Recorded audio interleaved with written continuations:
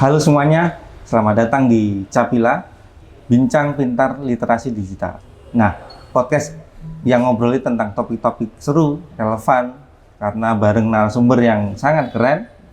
Nah, di episode kali ini kita akan bahas satu hal yang menarik, yang mungkin saat ini banyak dibicarakan di dunia digital, ya, terkait dengan cybersecurity. Nah, nanti kita bicara bareng Pak Yoyo, yang nanti beliau adalah seorang pakar dari BSSN yang sudah malang melintang di seluruh Indonesia. Nah, stay tune teman-teman, jangan kemana-mana, kita akan ngobrol terkait dengan perkembangan cybersecurity di Indonesia. Nah, sekarang sudah hadir Pak Yoyo.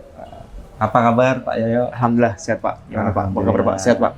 Alhamdulillah. Baik. Nah, terkait dengan perkembangan cybersecurity di Indonesia saat ini, bagaimana Pak Yoyo melihat dinamikanya yang sedang terjadi saat ini? Prinsipnya adalah semakin berkembangnya ya pengguna handphone. Ya, handphone kan sekarang makin lama makin murah dan makin canggih. Ya. Tapi masyarakat Indonesia juga semakin banyak yang mau pakai handphone itu, yang canggih-canggih itu, yang murah-murah tuh 1 juta, 1,2 udah dapat. Tapi sayang sekali masih banyak masyarakat yang belum smart. Jadi ya karena semakin banyak yang menggunakan handphone yang bersmartphone tapi orang yang belum smart, jadi lumbung sasaran empuk para hacker-hacker. Apalagi sekarang apa-apa belanja aja sekarang lewat online. Dulu harus ke pasar naik angkot, ya sekarang pakai online. Cukup duduk manis semuanya datang. Jadi otomatis cyber security ya menjadi tantangan besar, ya punya tantangan besar untuk menghadapi perkembangan dunia digital yang begitu sangat eksponensial perkembangannya, Pak. Ya, betul. Apalagi kalau misalkan kita lihat Pak, dalam 5 tahun terakhir itu kan kejahatan cyber itu selalu meningkat Pak. Nah, ini bagaimana kita sebagai masyarakat umum yang memang hidup di dunia digital ini menyikapinya gitu. Jangan sampai nanti kita terlibat ataupun nanti jadi korban. Itu bagaimana kiat-kiatnya Pak? Iya, prinsipnya adalah kalau mau melakukan klik Pak, ada link klik, dilihat dulu Pak. Kalau nggak yakin nggak usah diklik. Itu prinsipnya Pak, satu. Yang kedua, ya boleh kita menggunakan handphone yang smartphone, tapi ya jangan sampai kita karena kita sering scrolling Pak ya, scrolling ke bawah, main Instagram, main Facebook dan sebagainya, kemudian ada notifikasi kita asal klik, jangan Pak. Karena kita nggak tahu, kita salah klik bisa jadi uang kita bisa hilang Pak nanti Pak. Yang kedua juga kalau ada informasi, jangan langsung di forward Pak. Belum tentu itu benar juga, kita nggak tahu. Nah, ya kan? Itu dia kan. Sekarang kan banyak yang tiba-tiba share, misalkan undangan APK itu kan. Nah, itu kadang kalau misalkan sudah terjadi itu Pak, kita sudah klik, itu bagaimana nih Pak? Apa langkah-langkah itu? Kalau APK sudah diklik Pak, langkah pertama adalah HP-nya di mode pesawat, mode plane, mode pesawat. Setelah mode pesawat, kemudian langkah yang kedua adalah menghapus Pak. Menghapus, pertama adalah menghapus aplikasi e-banking kita. Gitu. Kemudian langkah yang ketiga, kalau bisa memang kita cari itu malware-nya di mana. Itu kan malware APK-nya. Kita cari, kita uninstall Pak. Kemudian langkah yang keempat, kalau bisa kita download aplikasi APK antivirus Pak. Kemudian kita colokkan ke HP kita install untuk scanning antivirus itu. Mudah-mudahan ketangkap. Cuman kalau memang nggak bisa begitu, solusinya apa Pak? Hard reset Pak, di reset Pak HP-nya Pak. Itu solusi yang paling ampuh kalau nggak mau tadi ngelakuin beberapa hal tadi. Kalau mau lebih aman, safety, langsung mode plane, reset. Gitu. Dan berarti intinya adalah prinsip kehati-hatian. Jadi betul. Kita sebagai masyarakat ya mungkin banyak yang mencoba mengirim sesuatu ke kita ya, kita harus verifikasi dulu begitu ya Pak ya. Betul. Verifikasi dulu, kemudian kita cross check. Kalaupun misalkan sudah terlanjur ya kita mitigasi. Ya, mitigasi sesuai yang tadi dijelaskan oleh Pak Yoyo. Nah, kemudian kita sebagai instansi yang berkecimpung memang di dunia cyber gitu Pak. Nah, baiknya apa langkah-langkah yang dilakukan oleh pemerintah supaya bisa meredam kejahatan cyber ini? Gitu. Baik. Pertama, kalau dalam cyber security kita ngomong Pak, itu ada satu CIA Pak. Ya. Confidentiality, integrity, sama availability. Jadi sistemnya tuh harus rahasia, integritasnya harus jelas, dan ketersediaannya tuh harus selalu ada 24 jam. Itu dulu yang pertama. Yang kedua adalah prinsip cyber security adalah PPT Pak. People, Process, Teknologi. Nah, 90% lebih serangan cyber itu kebanyakan dari people. Orang dalam di organisasi itu Pak. Ya bukannya kita suuzon Pak, tapi mungkin people-nya kurang awareness Pak, salah ngeklik ya. Kemudian asal klik sehingga menyebabkan malware masuk dari dalam, kemudian dia bergerak untuk nyebar dan dia komunikasi ke pihak luar yang membuat malware tadi. Jadi ada CIA, kemudian PPT. Nah, untuk itu maka pemerintah harus menyiapkan langkah-langkah. Konkretnya adalah jangan kita dikit-dikit ngembangin aplikasi. Boleh, tapi aplikasi yang dikembangkan sebelum di-launching ke publik, baiknya di assessment dulu Pak. Dicari dulu kelemahannya. Kalau nemu, diperbaiki, tes ulang. Kalau udah selesai dan dinyatakan oke, baru boleh aplikasi di-launching. Jangan tiba-tiba aplikasi langsung launching, jebol Pak, bocor. Ya akibatnya apa? Masalahnya saya nggak bisa pindah rumah. Kalau data bocor kan saya nggak mungkin pindah rumah saya akan di situ. Kemudian NIK saya nggak akan saya ganti, tetap aja di situ. Jadi kalau udah bocor gimana? Fatal jadinya. Ya, benar sih.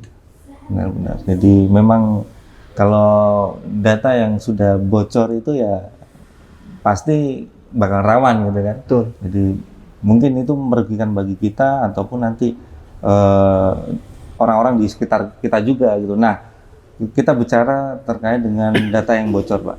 Nah, kalau misalkan bagaimana kita tahu gitu data kita tuh sudah bocor gitu, dan nanti bagaimana penanganannya kalau misalkan ternyata password saya sudah bocor nih gitu. Nah, itu bagaimana Pak? Baik, kalau untuk password yang bocor Pak, itu ada suatu halaman di web Pak ya, untuk bisa memeriksa Pak. Saya lupa ya webnya itu apa, tapi nanti ada di deskripsi, mungkin di deskripsi di laman ini nanti disertakan untuk memeriksa kira-kira password kita itu sudah bocor apa belum. Nah, kira-kira juga bagaimana membuat password yang aman. Harus ada huruf besar, huruf kecil, angka, sama spesial karakter. Minimal 8 atau kalau 12 lebih bagus, lebih baik gitu.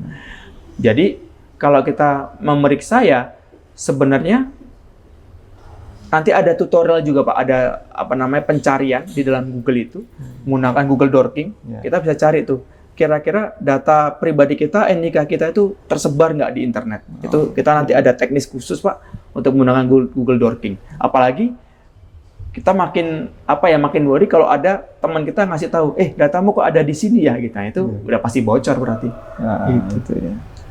Kemudian cara penanggulangannya gimana? Wah, data kita bocor nih nggak? Oke. Baik, kalau data kita bocor, contoh misalnya email Pak, email udah bocor passwordnya. Ya, langkah pertama kita harus ganti passwordnya.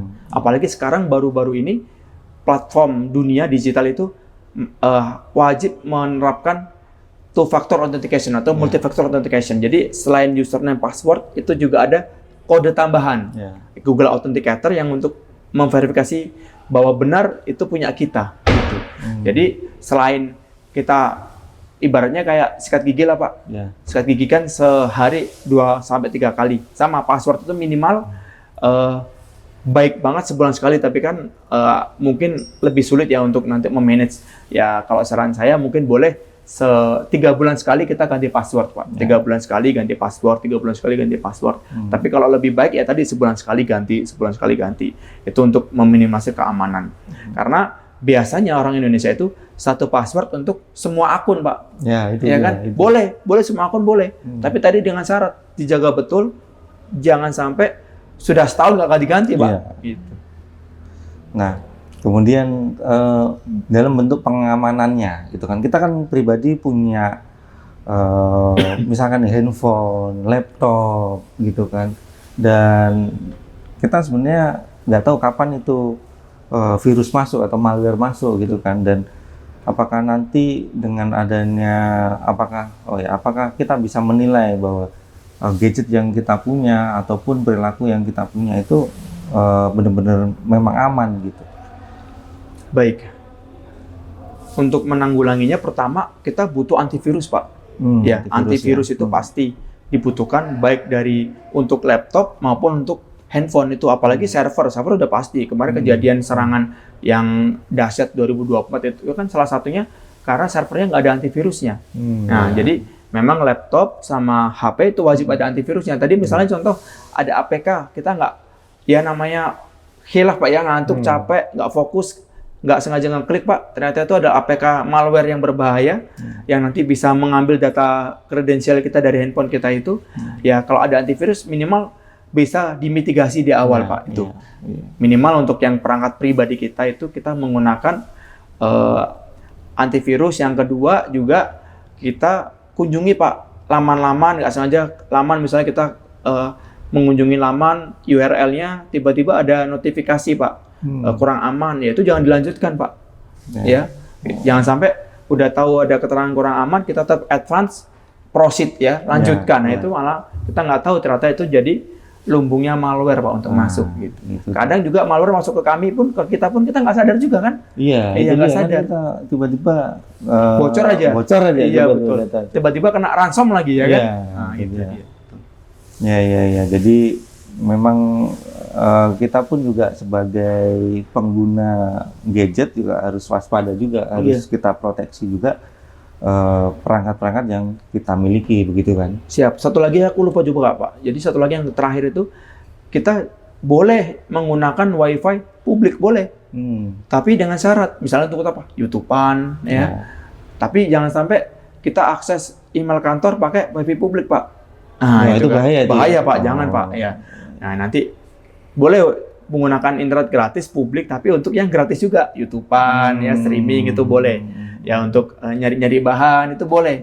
Tapi ketika kita akses ke data pribadi kita, Gmail, akun kantor, ya aplikasi kantor, nah itu langsung stop menggunakan tethering lah Pak, tethering dari HP lah untuk kondisi internetnya misalnya. Itu kenapa itu Pak? Kok kita nggak boleh pakai WiFi? Iya, kan gratis itu. Betul. Kan? Karena gratis karena kita nggak tahu yang tergabung di WiFi publik itu siapa, apakah dia baik atau nggak baik itu kita nggak tahu. Ternyata dia monitoring data kita, nanti malah data kita bocor Pak. Oh, itu bisa ya? Bisa Pak. Data kita tuh bisa bocor lewat WiFi gratis tuh bisa? Karena kita satu jaringan Pak. Iya. Ada tekniknya. Ada WiFi spoofing, ada IP spoofing, ada MAC spoofing, itu ada tekniknya untuk bisa dapetin data itu. Nah ini kita bisa langsung dengan masternya, jadi tahu ini kan, ini juga insight baru juga buat teman-teman juga nantinya, bahwa kita harus hati-hati apalagi menggunakan WiFi publik gitu ya. Jadi itu juga salah satu tips untuk kita melindungi data kita. Dan kemudian banyak juga Pak Yoyo, sekarang itu banyak orang-orang yang mungkin dengan sengaja mengupload KTP-nya di medsos mungkin, dan mereka juga sekarang mungkin menyesal gitu kan. Wah, data-data saya upload di medsos, kemudian gambar-gambar KTP, selfie dengan KTP diupload di Google misalkan atau di medsos. Nah itu bagaimana tuh Pak untuk menghapusnya itu? Apakah bisa? Ya, saya jawabnya sulit Pak. Sulit? Ya? Iya. Makanya tadi unsur kehati-hatian penting.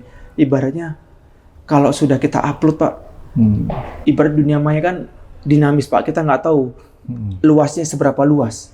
Nah jadi ketika udah terupload Pak, ya sulit Pak untuk menghapus Pak. Sulit. Takutnya misalnya di platform satu udah dihapus, ternyata platform satu itu bekerja sama API-nya dengan platform-platform yang lain, yang dia ternyata menyimpan data itu juga, susah Pak. Gitu. Karena kan platform itu kan selain mendapatkan cuan kan dia bekerja sama tuh Pak, berbagi sharing data untuk dapat menambah cuan tadi itu Pak. Gitu.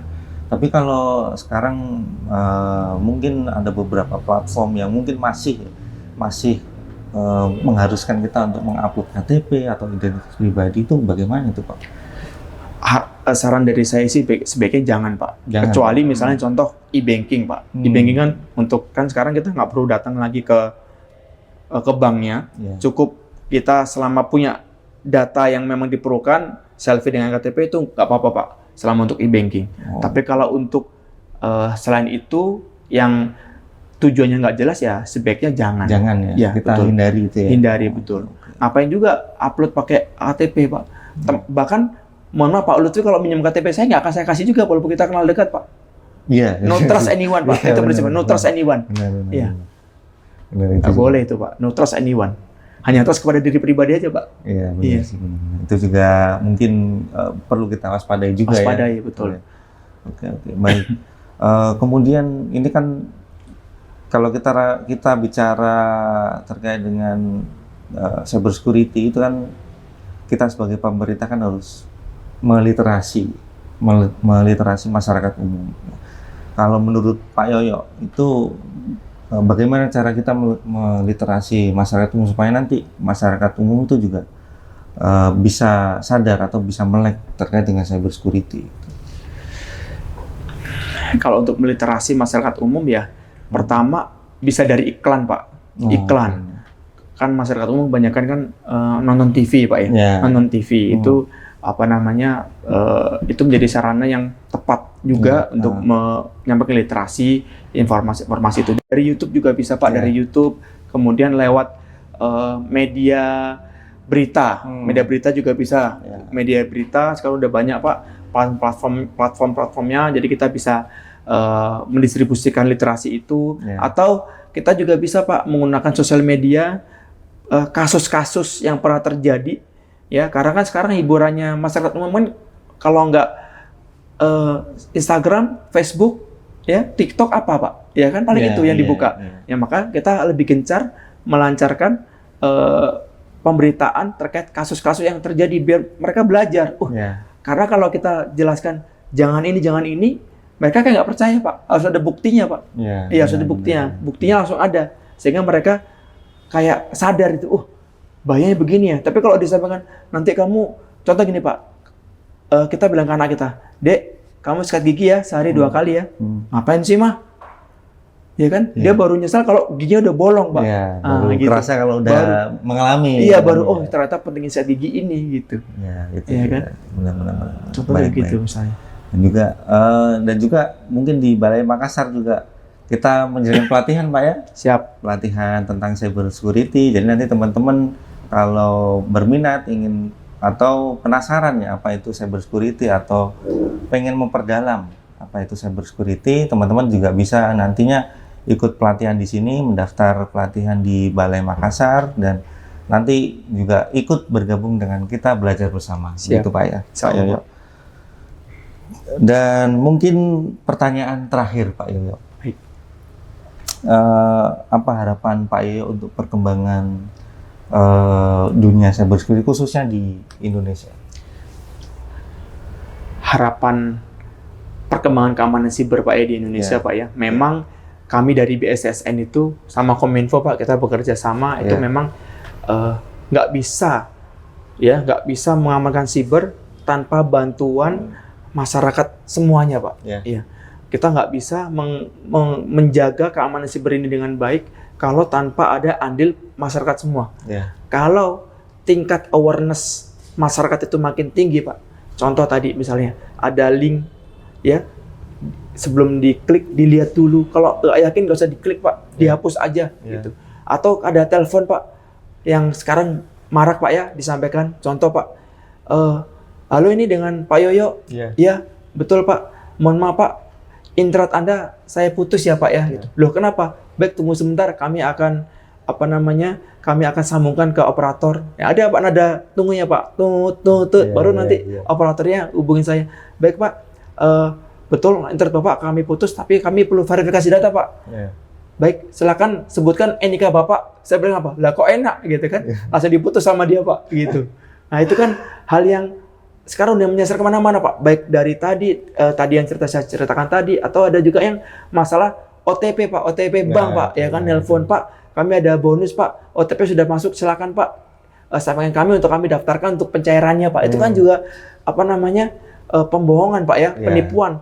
Nah kalau kita nggak awareness Pak, ya seaman apapun aplikasinya, sebaik apapun kementerian yang membangun keamanan sibernya, kalau awareness-nya dari human-nya itu kurang, ya susah. Tadi saya sampaikan 90% lebih serangan siber dari awareness dari human-nya Pak, dari manusianya. Gitu. Jadi perlu kolaborasi yang efektif, ya. Kemudian awareness-nya dari kita semua, masyarakat kita selalu ke depan semakin bertambah. Insya Allah Pak, kita bisa menjaga keamanan data, keamanan siber ini semakin lebih baik Pak. Oke, baik. Yang penting adalah awareness tadi. Awareness, betul. Awareness, bagaimana kita nanti pemerintah ini bisa meningkatkan awareness dengan mungkin program-programnya ke depan, dan juga mungkin kalau teman-teman nantinya bisa atau mau memperdalam cyber security juga bisa ikut pelatihan di Balai Kominfo Makassar. Mungkin dari kita itu Pak Yoyo, terima kasih banyak atas waktunya dan mungkin ilmu-ilmu yang sudah diberikan. Terima kasih banyak. Sama-sama Pak. Dan mungkin itu saja.